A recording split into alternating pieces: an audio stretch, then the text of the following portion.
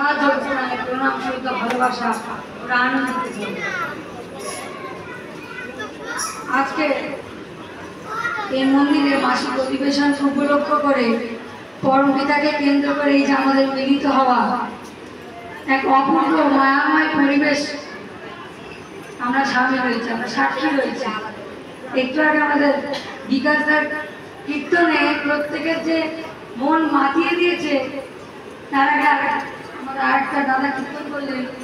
এই যে কীর্তনের মধ্যে দিয়ে আমাদের যে মনে আনন্দের সঞ্চার হচ্ছে, পরম পিতার যে আদর্শ, তার যে ভালোবাসাটা প্রত্যেকের মধ্যে যে ছড়িয়ে যাচ্ছে, এটা না বড় প্রয়োজন মানুষের মাঝখানে প্রচার। মানুষের মাঝখানে এই জিনিসটা তুলে ধরাটা আমাদের বড্ড দরকার। আজ এত যে অন্যায় অবিচার এত কিছু যে হচ্ছে, প্রত্যেকের একটাই কারণ, মানুষ একটা আনন্দ পেতে চায়।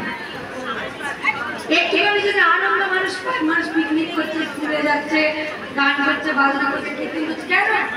আনন্দের জন্য। আজকে আমরা আলোচনা করতে কথা ভালো যদি লাগে, তাহলে আমার আনন্দ হয় আলোচনা করতে পারলে। যা কীর্তন করতে ভালো লাগে, তা কীর্তন করতে পারলে আনন্দ হয়। এই আনন্দটা মানুষের মাঝখানে যে সত্যিকারের আনন্দটা কি, এই জিনিসটা মানুষের কাছে আনন্দ দেখিয়ে দেওয়াটা প্রয়োজন।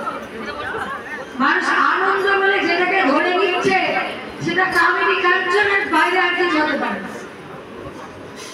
কৃষ্ণ মহাভারতে ছটা ঘোড়াকে ধরে রেখেছিল অর্জুনের সারথি হয়ে, সেই ষড়ঋতু আমাদের আনন্দ। আমরা হচ্ছে ষড়ঋতুর মধ্যে আমাদের আনন্দ।